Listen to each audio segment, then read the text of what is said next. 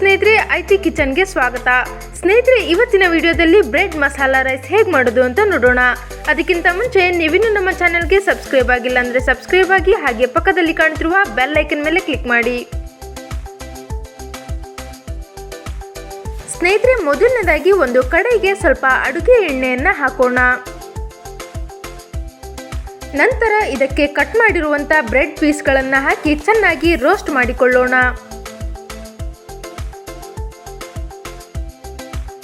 ಸ್ನೇಹಿತರೆ, bread ಪೀಸ್ಗಳನ್ನು roast ಮಾಡಿಕೊಳ್ಳುವಾಗ ಗ್ಯಾಸನ್ನು low ಫ್ಲೇಮ್ನಲ್ಲಿ ಇಡಿ, ಇಲ್ಲದಿದ್ದರೆ ಸೀದು ಹೋಗುವ ಸಾಧ್ಯತೆ ಇರುತ್ತದೆ. ಸ್ನೇಹಿತರೆ, ಹಾಕಿರುವಂಥ ಬ್ರೆಡ್ಗಳು ಮೆತ್ತಗಿಲ್ಲದಂತೆ ಚೆನ್ನಾಗಿ ರೋಸ್ಟ್ ಮಾಡಿಕೊಳ್ಳಿ.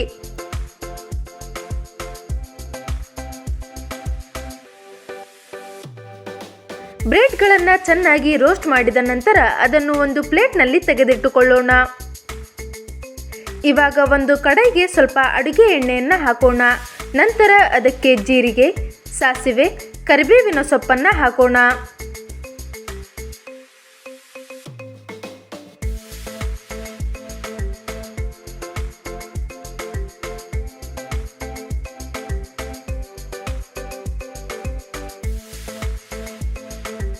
ಕರಿಬೇವಿನ ಸೊಪ್ಪನ್ನು ಹಾಕಿದ ನಂತರ ಕಟ್ ಮಾಡಿರುವಂಥ ಈರುಳ್ಳಿ ಹಾಗೂ ಹಸಿಮೆಣಸಿನಕಾಯಿಯನ್ನು ಹಾಕಿ ಚೆನ್ನಾಗಿ ಫ್ರೈ ಮಾಡೋಣ.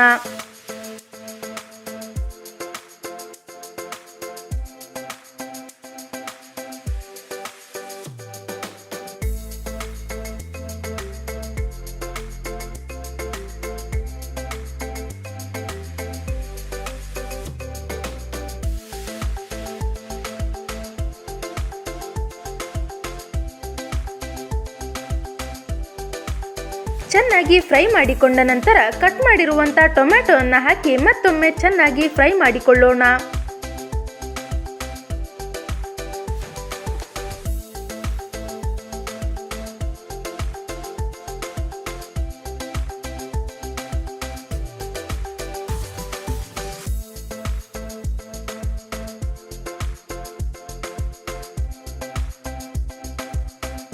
ಇವಾಗ ಇದಕ್ಕೆ ರುಚಿಗೆ ತಕ್ಕಷ್ಟು ಉಪ್ಪು, ಅರ್ಧ ಟೇಬಲ್ ಸ್ಪೂನ್ನಷ್ಟು ಅರಿಶಿನ ಪುಡಿ ಹಾಗೆ ಅರ್ಧ ಟೇಬಲ್ ಸ್ಪೂನ್ನಷ್ಟು ಚಾಟ್ ಮಸಾಲವನ್ನು ಹಾಕಿ ಚೆನ್ನಾಗಿ ಮಿಕ್ಸ್ ಮಾಡೋಣ.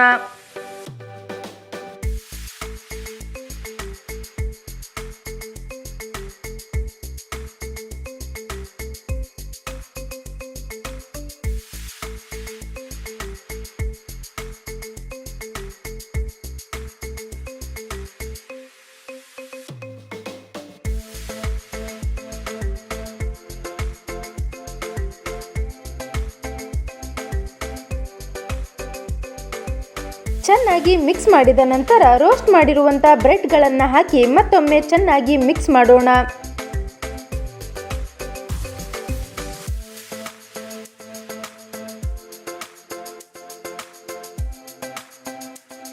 ನಂತರ ಇದಕ್ಕೆ ವೈಟ್ ರೈಸನ್ನು ಹಾಕಿ ಮತ್ತೊಮ್ಮೆ ಚೆನ್ನಾಗಿ ಮಿಕ್ಸ್ ಮಾಡೋಣ.